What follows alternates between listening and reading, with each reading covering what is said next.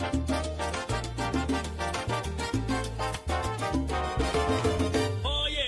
Miami, the market's on fire. To buy, to sell, to hold takes you higher. With Zalewski and Hernandez, you know the sound.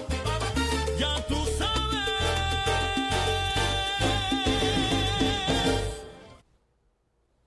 Happy Friday, Miami. This is Buy, Sell, Hold Miami, a real estate podcast. No nonsense talk about what's going on in the South Florida real estate market. I'm Peter Zalewski. I'm a condo consultant, expert witness, founder of the Miami Condo Investing Club. I'm joined here by my co-host, the moderator, the gentleman who is a real estate advisor over at Compass Real Estate over at Coconut Grove, where does single-family houses as well as condos. There's no one else but Daniel Hernandez. What's up, Mr. Hernandez? What's up, Mr. Zalewski? You're back in the office. I'm sorry we're not on site this week, folks.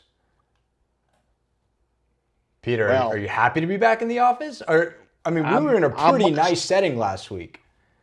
It was a nice setting, but I got stuck in the seat with a terrible angle. It put about 300 pounds on me. I was not very happy with that, but let me tell you what. All of my detractors, they loved it because they all felt compelled to go ahead and reach out to me and tell me I ought to start walking longer on my walking tours. And I got one coming in tomorrow, but I'm only doing 4 miles. I ought to be doing 12 miles. 12 miles? Peter, I went on your walking tour in Coral Gables a few weeks ago, and you had me walking for 4 straight hours. I was exhausted. Well, everybody, That's listen. why you're so skinny. That's why you're so skinny in the video, and I'm the complete opposite. Talk about a yin and a yang. And by the way, that developer, Andrew Raskin, he looked pretty svelte, if you will. I'm questioning his battle scars. He was way too pretty to have been drugged through the alley like most of these developers out here in South Florida. Well, guys, if you didn't tune in last week, go on YouTube, go on Substack, check out our conversation with Andrew Raskin of Meta Development. He's building Opus on 27. He's building Colette on Brickell Avenue. He's got another site that he didn't want to tell us too much about, but we'll keep a finger on that pulse for when that news does come through. But this is Buy, Sell, Hold Miami, episode number 41. We are just at the end of February. The U.S. beat the Canadians in the Olympics, and we are still breaking ground and announcing new condominium developments here in Miami. So, what is the format of this show? If you're just joining us for the first time, Peter and I, we're real estate professionals here in Miami, and we throw topics back and forth. And you're looking at the rundown, which is on the bottom of your screen there, and you're thinking, well, not all of this stuff has to do with real estate, but it does.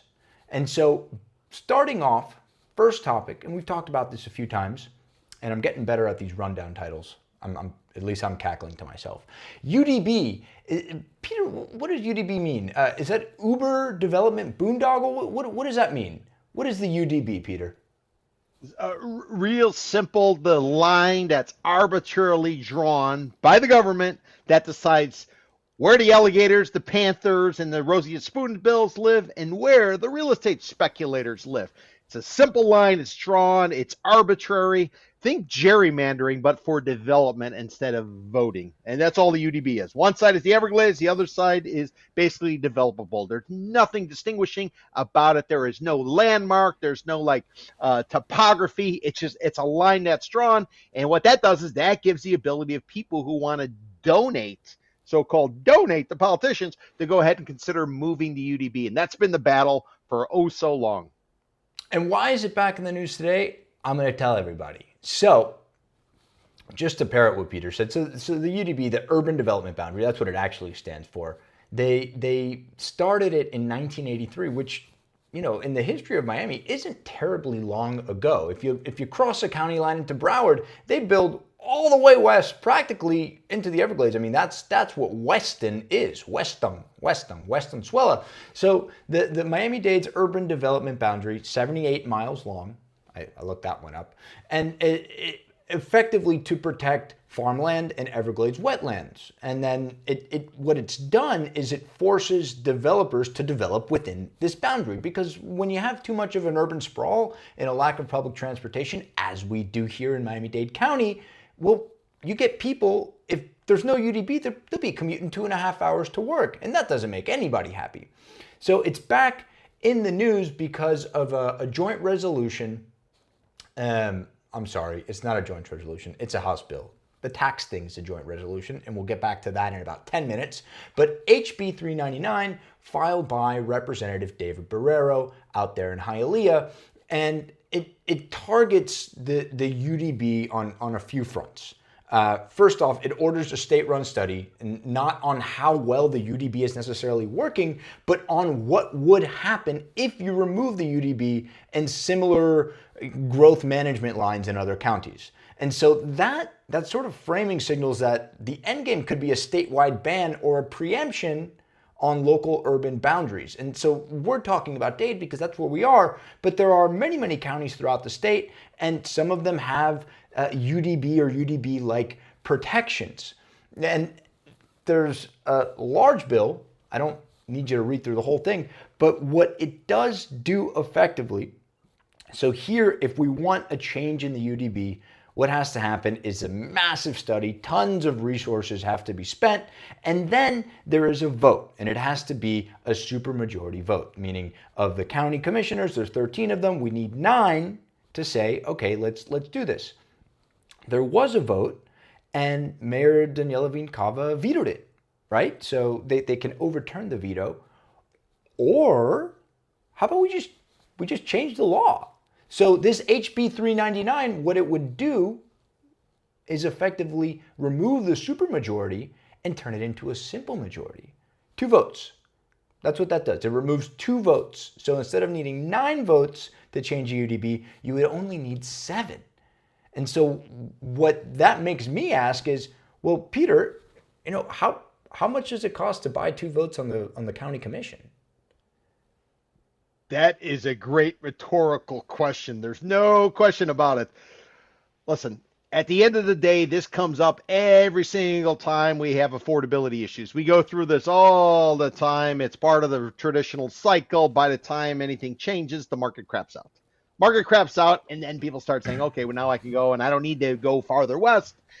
And by the way, if you take a look at the map of Miami-Dade County, take a look at a map of South Florida, there's a lot of, let's call it between I-95 and the Turnpike, there's a lot of land that could effectively be built upon, that could basically be redeveloped. So it's not like we don't have enough land, and a lot of the existing stuff, it's already got the infrastructure.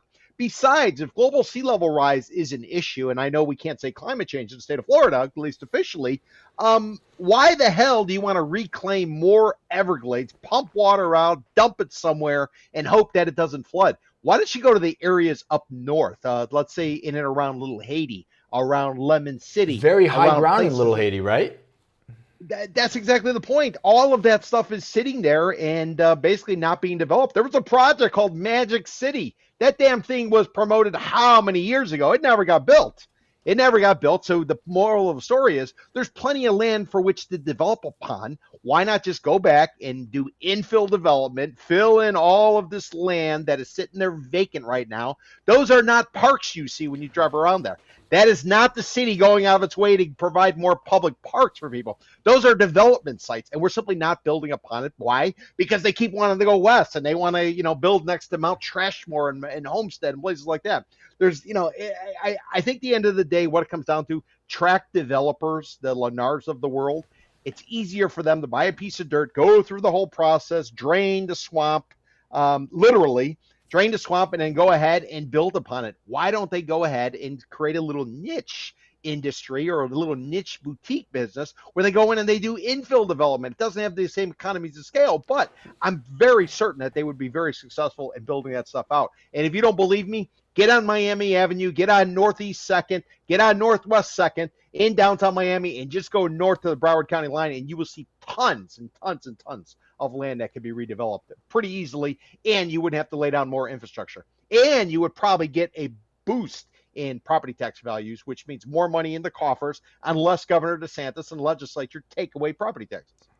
Well, Governor DeSantis doesn't have to vote on that, and we'll get to that in a minute, but or vote or veto or sign it into law. That's a joint resolution. That goes straight to referendum. But what I'm thinking, Peter, and I'm thinking about this, as an outside observer, is yes, you can do infill development, but have developers who are pushing, because we know a lot of developers who we've spoken to, and they say building past the UDB is dumb. because they recognize, they're locals, they recognize the importance of the wetlands, they recognize the importance of the Everglades.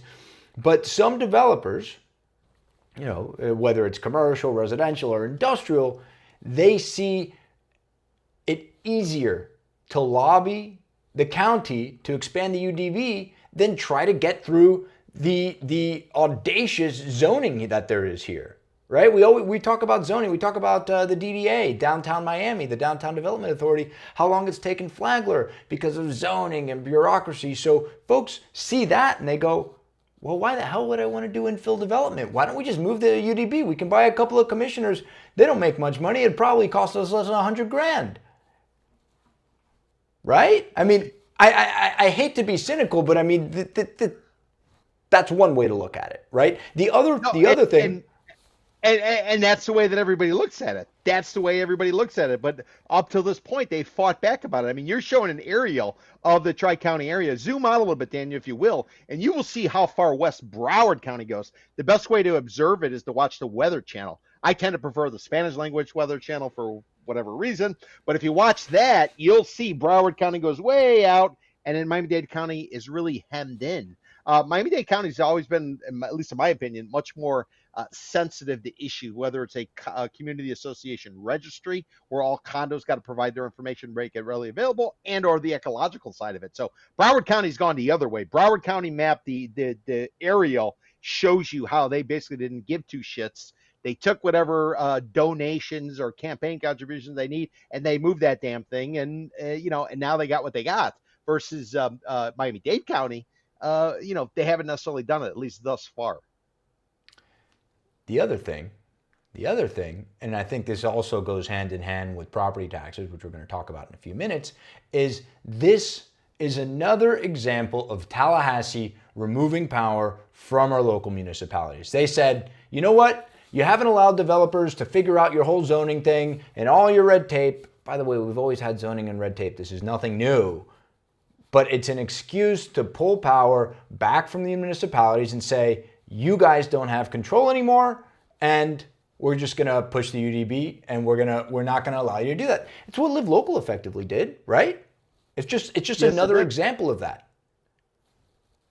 But again, though, that mantra seems to be coming from the White House, where basically you got to do what we want, otherwise we're gonna penalize you. Whether you are Anthropic or you're anybody else, if you want to play ball, you got to play by our rules. And let's basically have a couple people up in the Capitol, whether it be Tallahassee or Washington, making all the decisions for everybody else. And whatever you guys think, we don't really give two shits. Just make sure you donate the money to us and you listen to what we say and everything's fine. Otherwise, we're going to darken the skies with attorneys or anything else. And that is not the direction that I'm very happy with, at least at this moment in time. But again, everything changes. And remember, if there is a change in governmental leadership and it leans the other way, guess who's going to be bitching and moaning about how this is not right, it's not fair, it's not this, it's not that. There's something called, something related to the filibuster, and there's a certain minimum vote necessary in the Senate.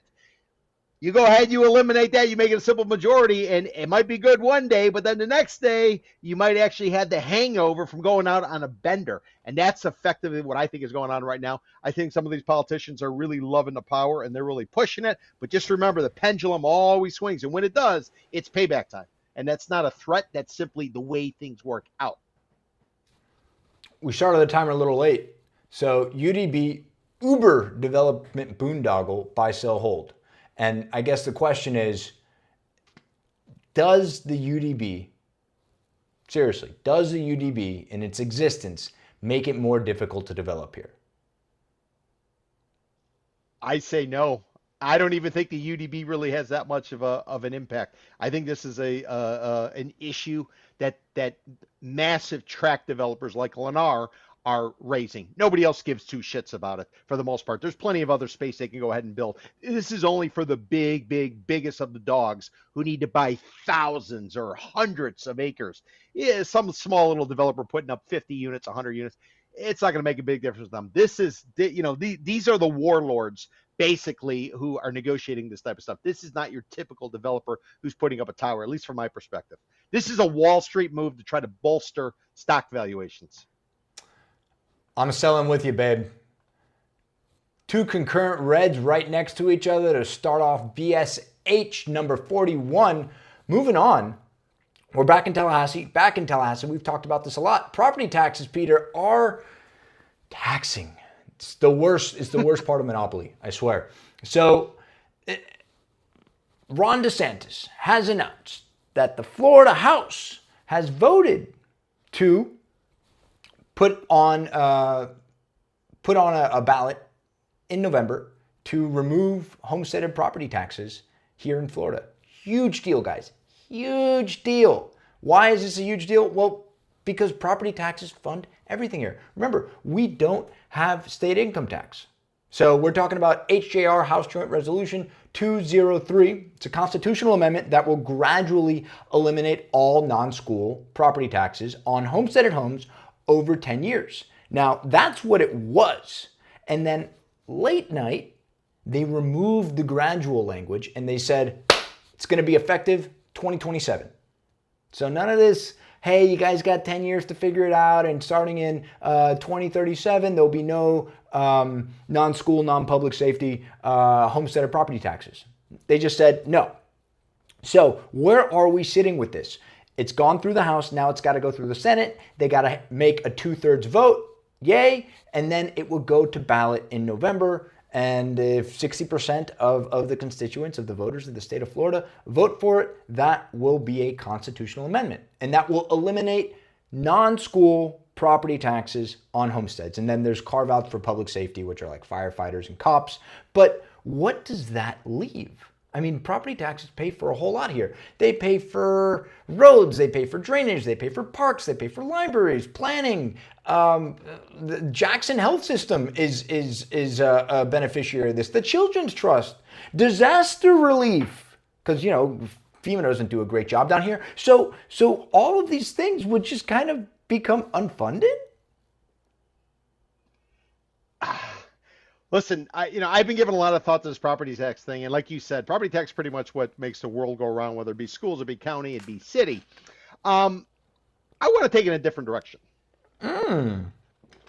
I keep hearing the Chamber of Commerce types talking about Larry Page from Google, about Mark Zuckerberg from Facebook, about Ken Billions, what all these big projects they're doing.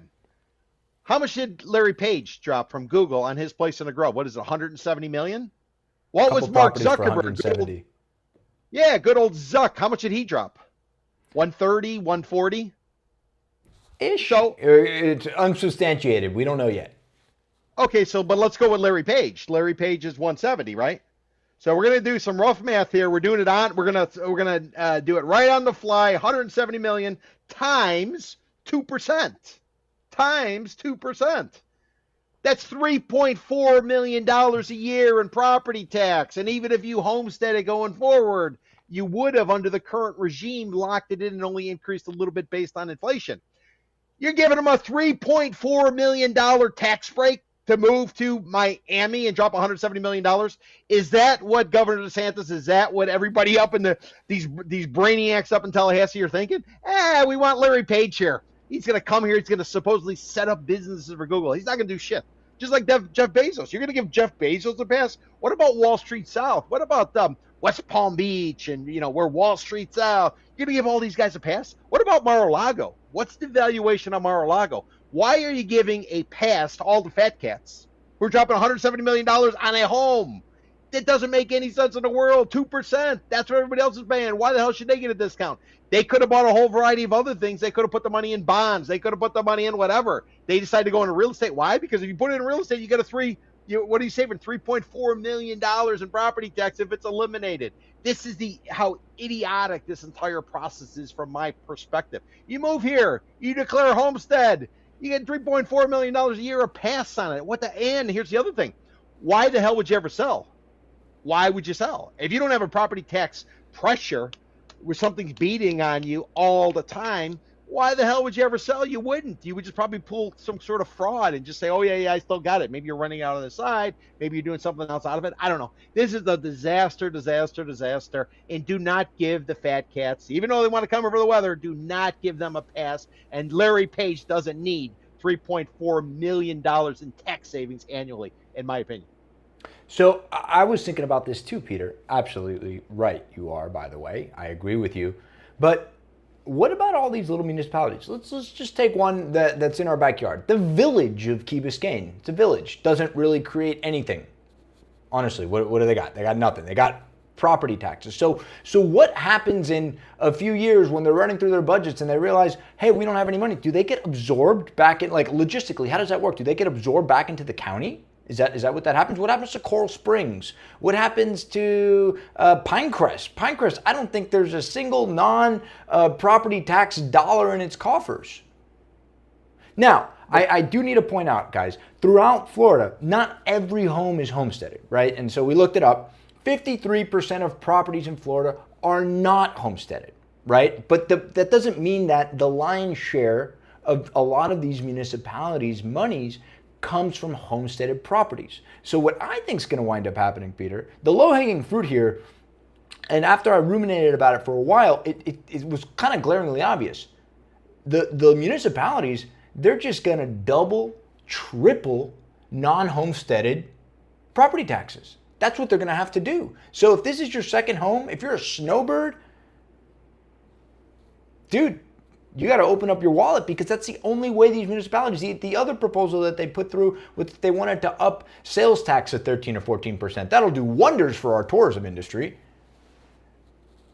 Well, listen, if you're a politician and you're worried about your constituents voting for you, so why don't you just do this? Why don't you double or triple or quadruple the property tax on anything over $10 million? Most of your voters aren't going to own a place over $10 million. Hit them with it. And I'm not talking socialism. I'm talking about how are you going to give somebody $3.4 million annual tax savings on a place that they're declaring as their homestead right now. It doesn't make any sense to me. You should be basically having everybody pay something similar. Pay it, make it be similar. And then you say, well, what about renters? Well, renters, it's going to get passed along to them because right now it gets passed along to them because of the property tax. So what's going to happen if property taxes are eliminated? And at least for the homestead, but they're increased for the rentals. The non-homestead, you bring up a good point. For the non-homesteaded, for the commercial properties, who's going to wind up paying for it? Rents are going to have to go up. Rents will go up. If they levy higher taxes on non-homesteaded properties, you think the landlord's going to eat that? Maybe a little bit, but trickle down, baby. Well, same thing that happened with the tariffs. Everything got more expensive. That's what's going to happen. But according to them, no, the country exporting it is the one that pays. But that's a different story. But a question for you. You mentioned that it's going to be on the ballot this November. If it gets a 3/5 vote through Senate. This November, with the polling, with the city of Miami going hard Democrat, female, La Gringa, you're going to put that item on this ballot with this type of backlash that's currently underway. Wow, this might be very, very, very interesting. They talk about shooting yourself in the foot. So, wait, Peter, you're confusing me here. Are you a fan of this? No, I'm being totally facetious, by the way. Yeah, exactly. But to put it on this ballot, given what's going on in the polling and how it'll be connected and linked to certain individuals, wow. I think they're smoking their own stock up there in Tallahassee. Maybe. So you're a sell. I'm a sell. I'll pound the table, flip that damn table over, punch somebody in the mouth. So. Ooh, a lot of red. Let's see if we can turn it green, Peter. Everyone is bullish on Coconut Grove. We got people coming down from Boston, New York, Chicago, and the phones are ringing off the hook, and they say, I want to live in Coconut Grove, Florida. Well, news for you, Coconut Grove is not a municipality. It resides within the city of Miami, so you're sharing city services with 400,000 or 500,000 other people, but it is a nice, rich, bayfront enclave, private schools, shopping, pedestrian streets, or they're working on the pedestrian street thing. But Coconut Grove is a really beautiful place. Peter's going to give you the long hippie history of it. I mean, all the way from the 70s to the mutiny with the cocaine, back to the 90s with the clubs, to sort of like the dead retail era. But now it is hot. We got Larry Page. We talked about him. We got Ken Billions, which, by the way, Peter, did you see? I know you don't do single family, but let me tell you something. I'm going to teach Peter something today. So, right next to Ken Billions' site, not site, his home that he purchased, the old Arch Estate there right there next to Vizcaya, right next to the old Sylvester Stallone estate, which is now the Abbas Estate. There's a home right there that just went up for sale for $110 million, 70,000 square foot lot. That would be unprecedented. I mean, they might get it. They might freaking get it. But all to say that the Grove is hot, hot, hot. And Peter's going to talk a little bit about what's happening with condos there, because it's interesting. It's been interesting. So I've been doing tours since December of 2013. I started doing my first condo tours, and at the time the market was going up. So we've covered a bunch. I don't know how many tours I've done. I've done a lot of tours in that time.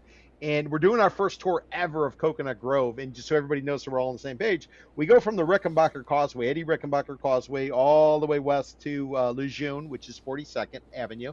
And then we go from Dixie Highway all the way south down to the bay. And then there's a little part over by Cocoa Walk where the Gables and the Grove gets kind of confused, right by Marjorie Stoneman Douglas's home, right over there. We use a street called Battersea. But basically, we ran the numbers. Daniel, there's more than 170 condo projects with 5,400 units in Coconut Grove. It's a little tiny space.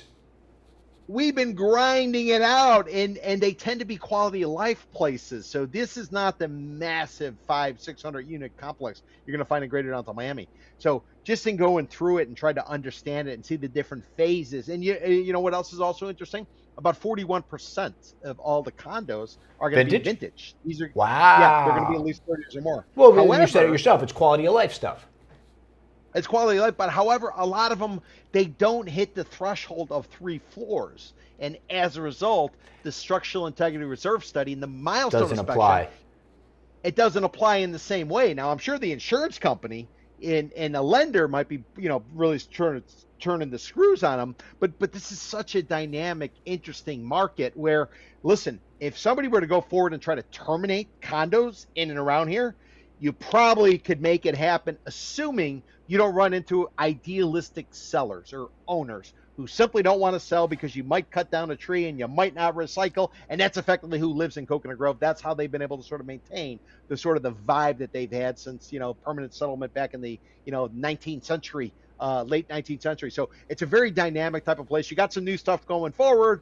But one thing I will tell you, looking at the numbers, it seems like over $1 million, the condos are, there's no activity. You're not getting the activity on the resale side. And I took a look at Vita. Why? Because nobody wants the old vintage stuff?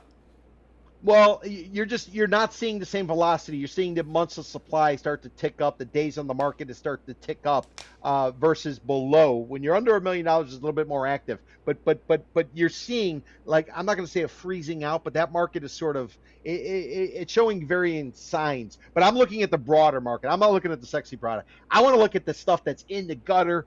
I want to look at like all of it. Now, the sexy stuff is still going to have a real good demand.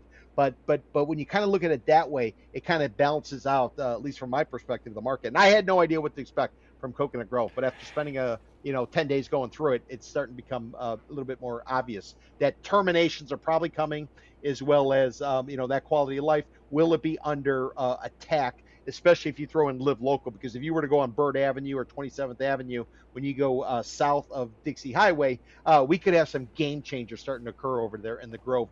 And hopefully it doesn't happen, but that seems to be the writing on the wall. Well, for anybody who hasn't been watching, we talk a lot about the Transit Station Neighborhood Development Program with the City of Miami, which is like, so the acronym, guys, is TSND, which is basically the City of Miami's answer to Live Local. That is a tool in the developer toolbox to build more density. All of Coconut Grove, which is the south side of US 1 there on 27th Avenue, is carved out from this. That's interesting one. Interesting too, you mentioned condo terminations.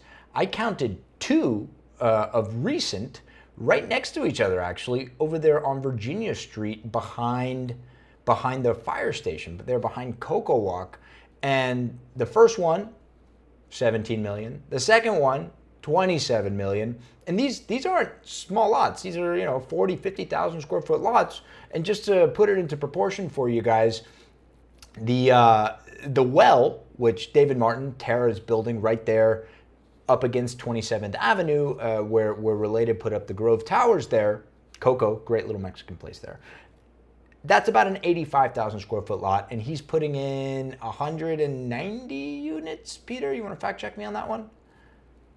Let me check while you're speaking. I will check. So I think I ran the math at 190 units, but at 190 units, same zoning, same height restrictions, on 50,000 square feet, you could put like 110 units.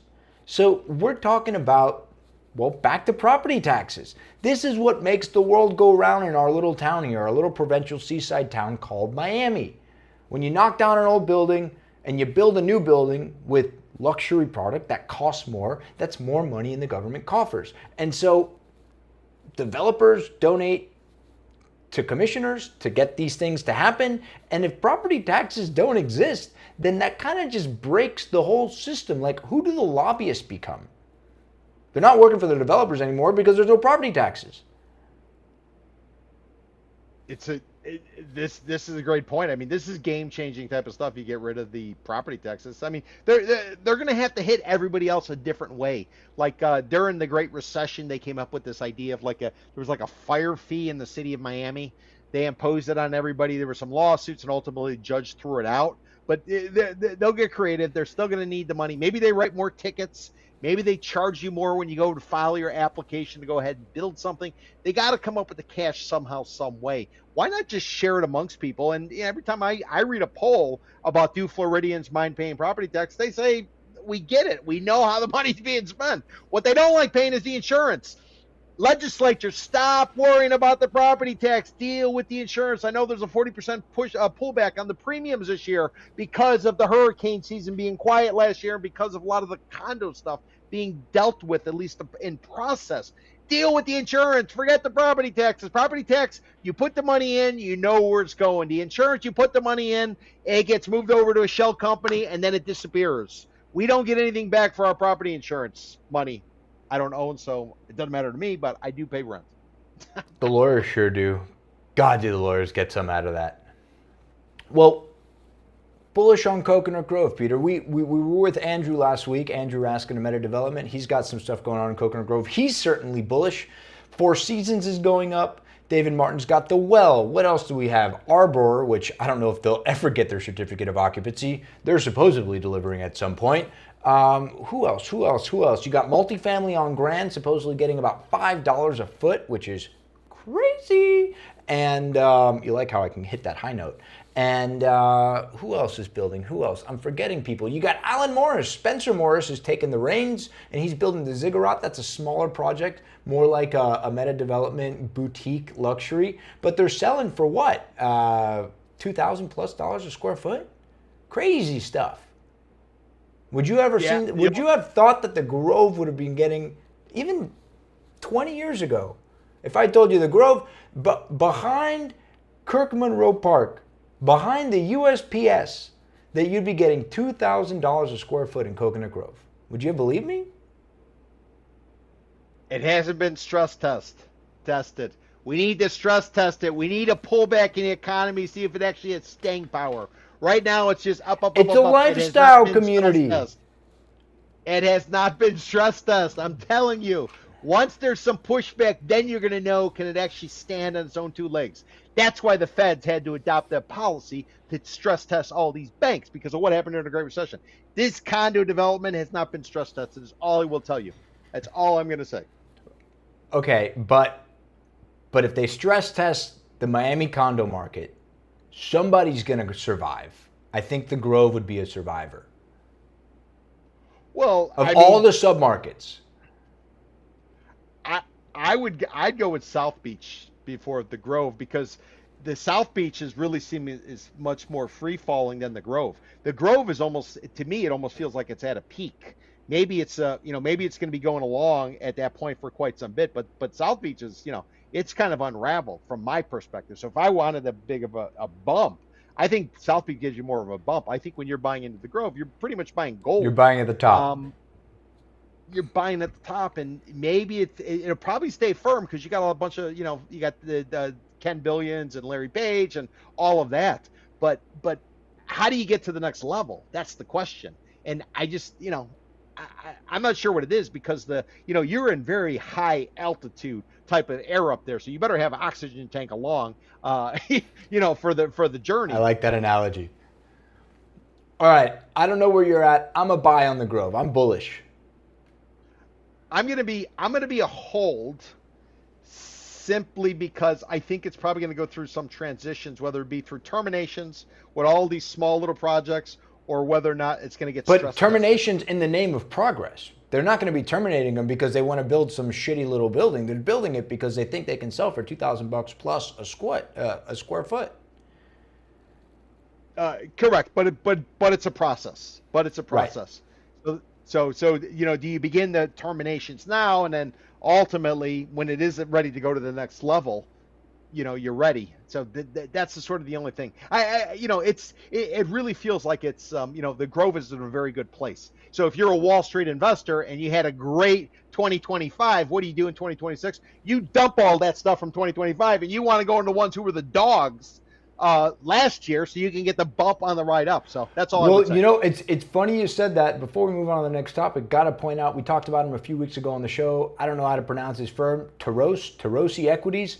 He bought that office building right there across the street from the Cloisters, right there across the street from the Barnacle, where they got a few tenants, they got the rooftop, they got the Lebanese restaurant on the bottom. He got that in a UCC foreclosure auction and then flipped it in 12 months for like a $30 million profit. What did he do with that cash? He bought on Lincoln Road. There you go. So somebody's listening, Peter. All right, you're holding, I'm buying, and Ricardo Dunin is pivoting in Brickell. Who is Ricardo Dunin? Peter's going to tell you, but I'm going to tell you what exactly he's doing. So Ricardo Dunin had announced back in fall of 24 that he was going to build a hotel. Why do we know him as a hotel builder? Because he kind of brought the whole condo hotel thing down here. And he announced that he was going to build, the name, marketing guys, come on, the House of Wellness. So I don't know if that's a brand that they're paying a vig to or they just came up with that brand. It needs a little work, guys. But it was going to be an 843 key hotel. As of late, he's announced we're scrapping the hotel and it's going to be a 656 unit condo. Now we know Dunin and Brickell because he's built Domus and Domus Brickell. I think one of those was an EB5 fundraising candidate. So if you wanted to get a visa, you could put in the $1 million investment and then they'd probably give you a discount on the condo and then you and your immediate family got a green card. That's that guy. So he's building now the House of Wellness condo. Wellness, wellness, wellness, wellness. We're all about wellness now. David Martin's got the well in Coconut Grove. They're building paddle condos over there in Brickell, right there on the bay. I mean, it's all about health and wellness and shit. High HOAs, I guess, because if you got a cold plunge, it takes a hell of a lot of money to maintain those things. So there's this whole concept, but the House of Wellness ain't going to be selling for $2,000 a square foot. I think they announced when they launched sales just this week, the entry level is going to be in like the low to mid six figures. So this is like the Well Light model. And by the way, I got to point out that it's in Brickell, but it's west of the Metro Rail. I thought we were calling that West Brickell. I'm confused about the naming now. And then like west of 95, is that technically Little Havana or is that the new West Brickell? What are you hearing out there on the streets, Peter? I love all these questions you raise because you're dead on. You're nailing it. I mean, you are nailing it. So kudos to you. So Ricardo Dunin, best of, and by the way, I've done consulting for him in the past. He's a developer. He's put up a bunch of stuff all around. He kind of made his name down here because he went over to Coconut Grove and he bought the old Mutiny Hotel. It had been dormant forever and ever and ever. This was the he redid the Casablanca. Mutiny. Yeah, this was the Casablanca of Miami cocaine era, this mutiny. He had nothing to do with it, but basically it was a hotel. It was very lucrative back in the day when the cocaine cowboys was really big and happening right there on Bayshore Drive as it turns in the McFarland. So he brought the mutiny. He also brought the site next to it, kind of like on an angle between the women's club and the library. He bought that and he put up the Sinesta. So he had the two. The mutiny shortly thereafter, a book, well, not shortly, probably a good decade afterwards, book comes out called Hotel Scarface. Great Hotel book. Scarface. So, yeah, so Hotel Scarface is based on that mutiny. So he took the original structure, basically built it out, sold them as condo hotels, and then on the Sinesta side, he also had condo hotels. It was a concept that wasn't very common at the time. A lot of people were peddling timeshares. Remember, you buy like an eighth of a place or whatever, and you get to use it. So actually, yeah. There you go. The map is perfect. So if everybody can see, like in the center top, you're going to see like a taller building, and then to the right there'll be a shorter building, and then we got a bunch of grass or like trees near the bottom. So the mutiny That's the library, right, and then the library and the women's club, or originally it was called the Housekeepers Club, and then they changed it to the women's club. So that's what he put up. That's kind of how he made his name. Late 90s, he put that up. Condo hotel concept wasn't really known, and he was doing this type of stuff. He's not a guy that seeks a lot of attention, but he's got the track record. He's built. He was involved with putting up. He's one of the developers on the Ritz Carlton over Miami Beach and the old Miami Heart Institute. So the guy knows he knows what's going on, and for him to suddenly pivot from what you're saying, a hotel, to suddenly a condo. That to me suggests he's seeing something, or more importantly, he's going to be hawking these things down in South America to people or individuals who want to park some cash for whatever reason. So that would be my conclusion. But now listen, all this wellness, and Ricardo, this is not a shot at you, but every single person seems to be getting into wellness. It's almost like the wellness play is today's version of the 1970s and 80s when we had these over 55 communities. So if you go on one of these wellness houses, you're basically writing it off as you're an old codger. Yeah, but you don't have to be fit to live in the wellness community. It's not like you can't buy a condo unless you have a six pack. Like over 55, you have to be, well, shit, almost as old as you. No, I'm giving Peter a hard time.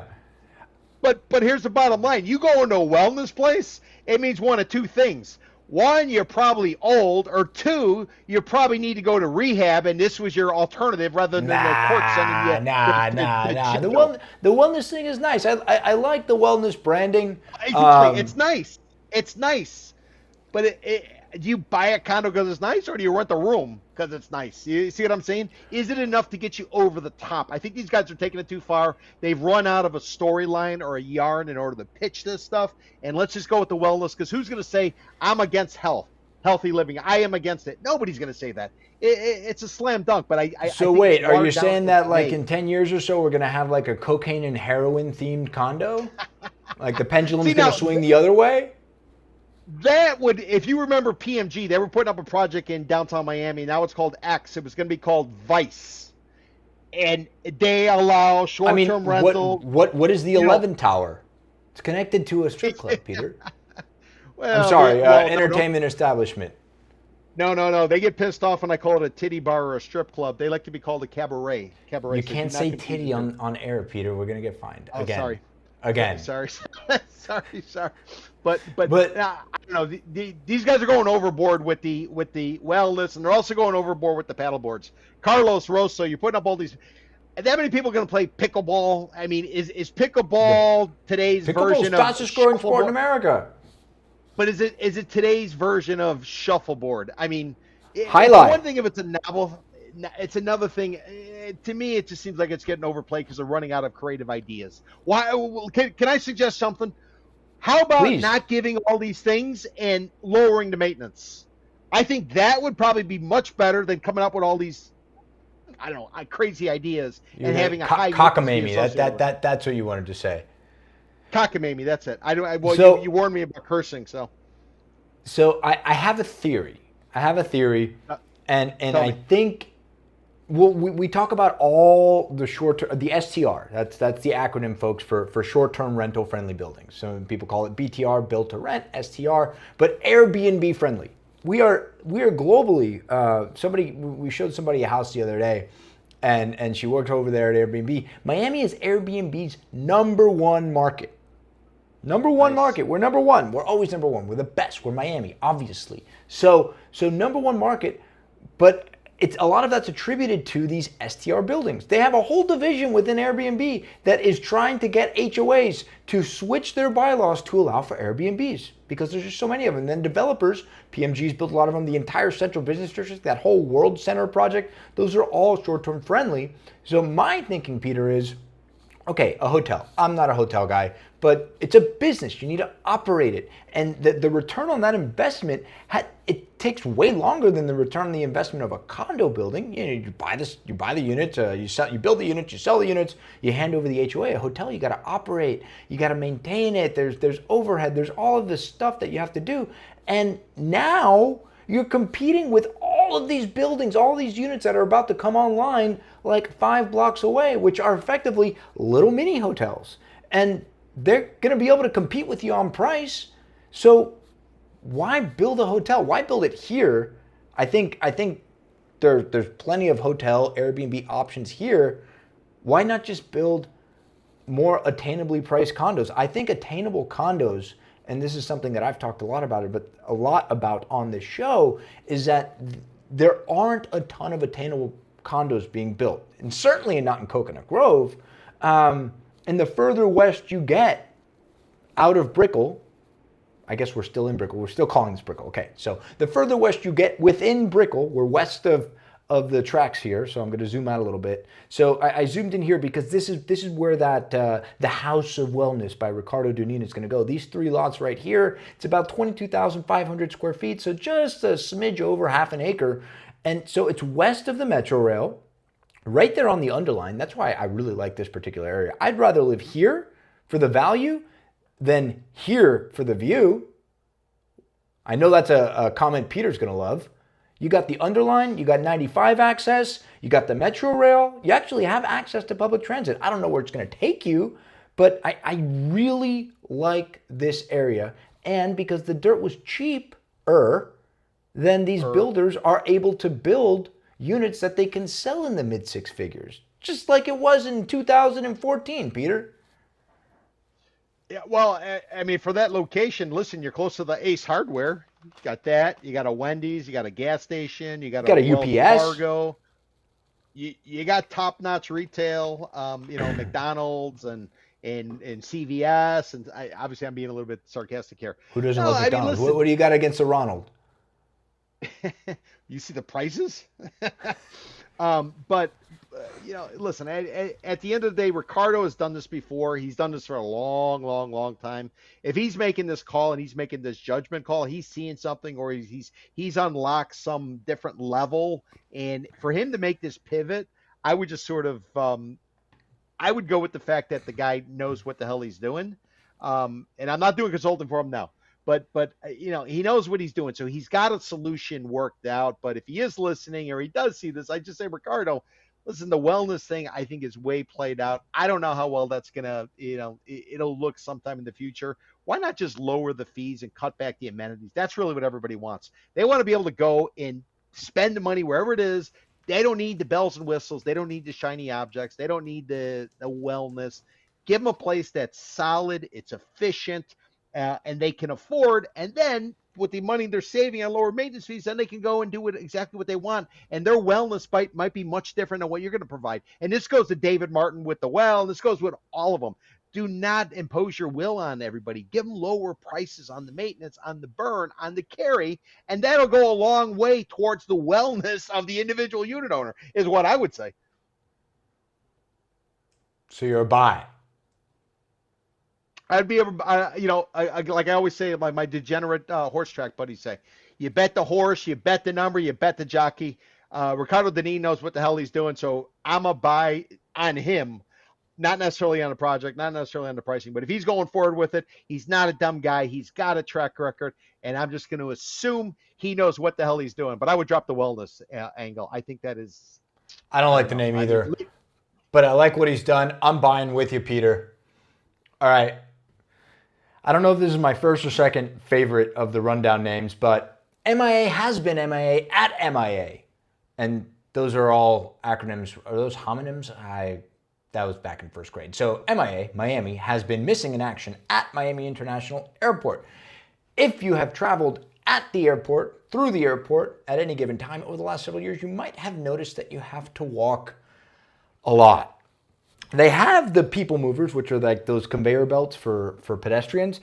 They're broken most of the time. They even have now, and I'm sure the wheelchair pusher union is really happy about this. Peter, they have automated wheelchair services. So like it's like a little wheelchair. You sit in it, and it takes you to your gate. Fascinating. The train back online supposedly. I haven't been there in a minute, and TSA pre-check and global entry may or may not be open right now because of the partial government shutdown. But somebody confirm or deny that for me. Why am I bringing this up today? Well, because American Airlines are monopoly god of airlines. We got 3 in the country. American Airlines is ours. Is it good? Is it bad? It just is, guys. It is. They've committed to putting $1 billion, $1 billion with a B dollars, into the renovation of their terminal. And that's pales in comparison to the $9 billion that the county has committed to renovate the airport, which I think is fantastic. What I don't think is fantastic, actually what I laugh at, is the proposed timeline for completion. So they say that they're going to start this in 2027 and be finished by 2029, a $9 billion project. I'm sorry, summer of 2030. Give them another year. So 3 years for a $9 billion project? County commission. Who allowed this press release? Don't lie. Come on. They couldn't even build this one bridge, and it's going to take them 10 years by the time the whole freaking thing's finished. And that wasn't $9 billion. That didn't need federal FAA approvals, and you got lights and switches and all this crap. I will say, what they have been able to build quickly, if anybody's driven down Lejeune lately, is Freedom Park. That is the single fastest built structure I have ever seen in my 36 years, holy shit, years of life here in Miami. Peter, they're going to play a soccer match there April 6th. It's going to be we open. shall see. Well, I mean, supposedly. The only thing I can tell you is I went to one of the first matches when Messi was here. I was in the supporters club for Inter Miami. Up in Fort Lauderdale, because that's where it was. Fort Lauderdale. Yeah. And if that's any idea of what this is going to be, it was a complete shit show. They had everything online. You couldn't pay for any services with cash. You had to use your phone. Their Wi-Fi wasn't equipped in order to handle it. So you go and you get some beers, you get something to eat. Yeah, but that's growing pains. I mean, as much as I want to bash these guys, you can't judge them on their first day. I'm not judging them on that. I'm just saying the product on the field and the decisions being made in the boardroom in terms of players, I salute them. But the technical part, the Tim Cook stuff, the stuff where you got to get in there and grind it. I've been to a lot of Inter Miami matches, and let me tell you, what's on the field versus off the field, completely different. Maybe it'll be a little bit different story here, but when a stadium opens, it reminds you of Miami Marlins Stadium. Remember when that thing opened? They had a little bit of issues there as well, but at least. But by the way, I'm sorry. Go ahead. Oh, no. Go ahead, please. I was just going to say, Miami Marlins Stadium. People go, people don't go. Well, most people don't go. We're going to have the Caribbean Classic, which is the only time they really ever fill up that baseball stadium. It has. Between our major sports team, we got the Heat, we got the Dolphins, we got the Marlins. We got the Panthers, but they're over there. It has the best food. Nobody goes to eat it, but it has the best food. Prove me wrong in the comments below. We got to work on our engagement. Come on, guys. Get angry. Miami Marlins Ballpark has the best food in professional sports in the city.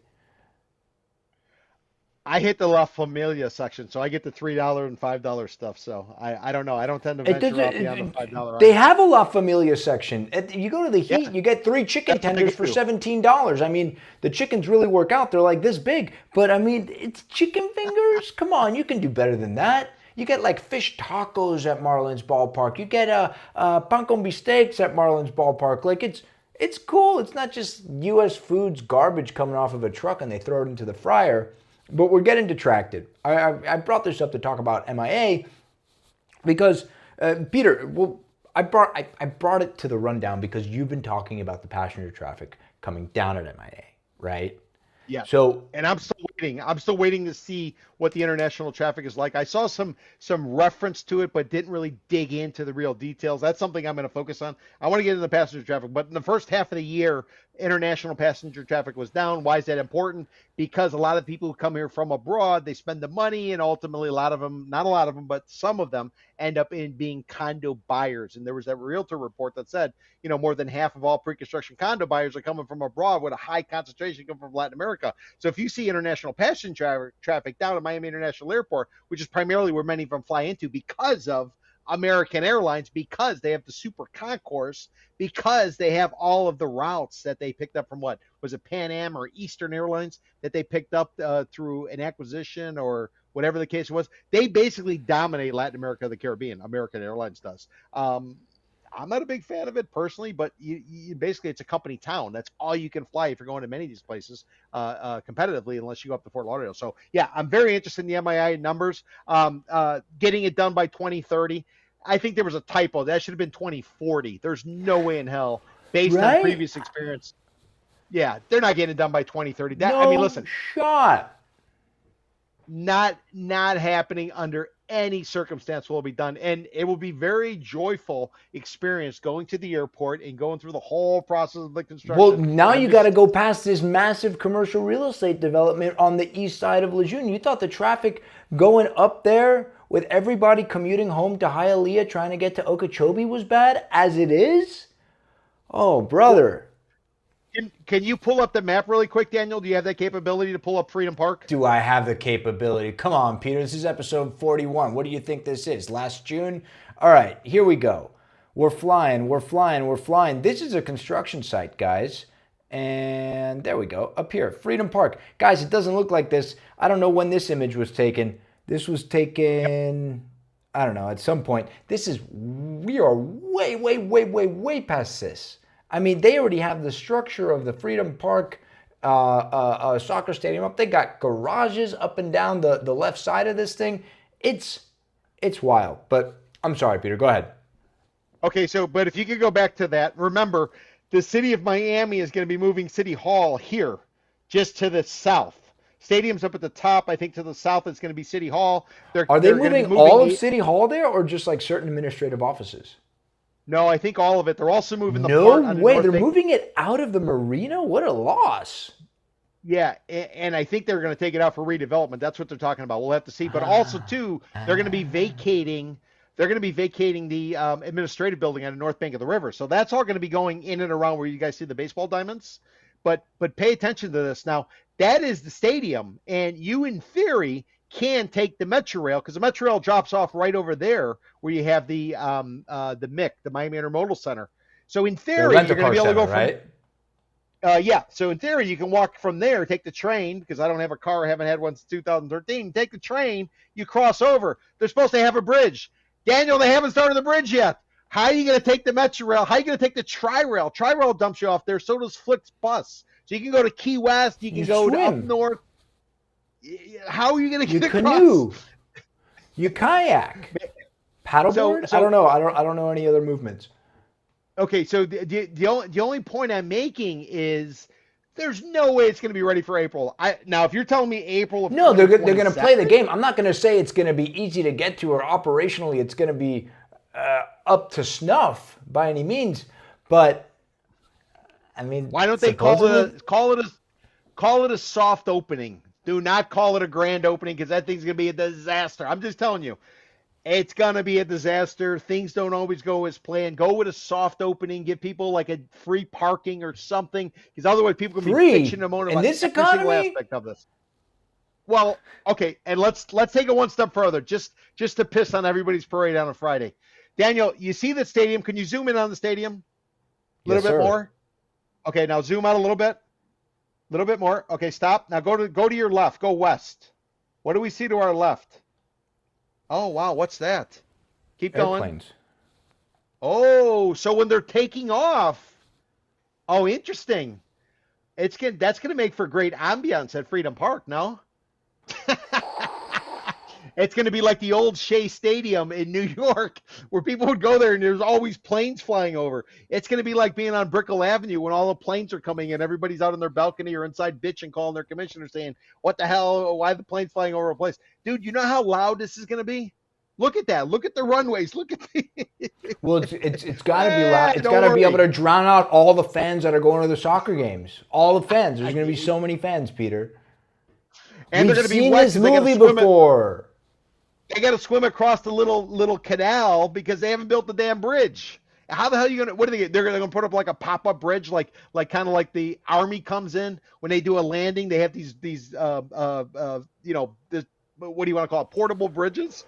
We got a dude, comment, Peter. We got a comment, and here we go. Rico says no fireworks show. He's absolutely right. Can't do fireworks at a stadium next to the airport. Brilliant. 100%. That's brilliant. Brilliant. Thanks, Dude, Rico. This is going to be a shit show. There's no question. And don't get me wrong, it's going to be fun. This is going to be a lot of fun. But if you go there and you're paying top dollar, I think at Inter Miami, the match is up in Fort Lauderdale. It's like $70 to park. You imagine going here and dropping $70 to park. To park, and then when it rains, because it always rains during the season, everything's puddled. So you got this nice car, you're dropping $70 to park. It starts pissing down rain. You got to walk through these puddles to get in. And your car, you got to go out for a car wash if it doesn't rain enough because you're going to have mud and stuff on the side. Dude, this thing is going to be a disaster. All right. Well, this I'm topic, a buy. and you know what? I am a buy at the stadium. You're a buy on MIA's been MIA at MIA? No. I'm a sell on MIA, but I'm a buy in that stadium because this hopefully will replace the loss and the change of the Miami City Commission. All of the individuals we lost with the recent elections, now that we're going towards respectability. Oh, we lost them. I'm really upset about the changing of that guard, by the way. I really like the status quo. This might be the new white elephant, the new situation everybody gets to bitch and moan about. This might be the only in Miami subject. You'll see reels about all the crazy stuff that's going to happen there. I'm certain of that. So MIA's been MIA at MIA. You're buy, you're selling. No, I'm sell. I'm selling that. Well, I'm buying that they've been MIA. I'm buying their fact they're MIA, but delivered by 2030, no way in hell. No way in hell. No way in hell. Guys, I tried to keep us honest with time. We went 2 minutes over, but what the heck Daniel, were they going to do? Oh, please can I do, say sir. one thing? Say two things. Okay, so all right, so there's two ways you always know where we're in winter in South Florida, and I just want to point this out to people. This is something I've seen over the course of 30-something years in South Florida. One is when they always write an article about the turkey vultures, these vultures that fly down from Hinckley, Ohio. The only reason I know because I've read it for years and years and years, they come down. Then you know it's winter. When the vultures head back, then you know the winter is over. So that's one little tidbit. So I've seen that story, but I just saw the second story I always see every year. And you know what that was? Tell me. The police just busted a cockfighting ring. You always get one cockfighting ring bust going on in Miami every single year, and then you know the year is complete. So I just wanted to let everybody know we've continued on with the trend, and I'm a little bit disappointed we did not have that on today's Buy, Sell, Hold Miami because it is part of the whole folklore of what this is all about. But I wanted to bring that to everybody's attention. And I say that tongue in cheek, but it's funny how some of the stuff is very predictable. It just goes on and on and on, and that's why I thought I should bring it to everybody's attention. And it's near the end of the show. There was one last question I needed to ask. We had somebody wanted me to bring it up to you because you were making the comments about the best pan con bistec in town, best croqueta in town. Then I gotta cut it. Best croqueta in town. Yeah. Tell me. Tell him, Pete. Yeah, but I'm a little bit like this. I know. So it's okay. It all goes into the rubric. Probably La Carreta. For me. You heard it. I liked Isla Canarias, but that was years ago. And then it's a long ride. And then there was another one that I forget the name of, and it was down Cayocho, actually right across the street from my favorite pan con bistec place, right there on like 59th, El Mago de las Fritas. There was a place across the street. It's since closed. I forgot what the name is. I got to think about it. I put you on the spot, and I didn't have an answer for you. But in any case, Folks, that's episode 41 of Buy, Sell, Hold Miami. We'll be seeing you next week. We got some guests bubbling. Everybody saw how much fun Mr. Andrew Raskin had last week, and they called us and they said, hey, Peter, Daniel, we want to be on the show. Are they developers? Are they regular folk? Maybe it's a dentist, but everybody has something to say about real estate down here in Miami. Have a good one, guys.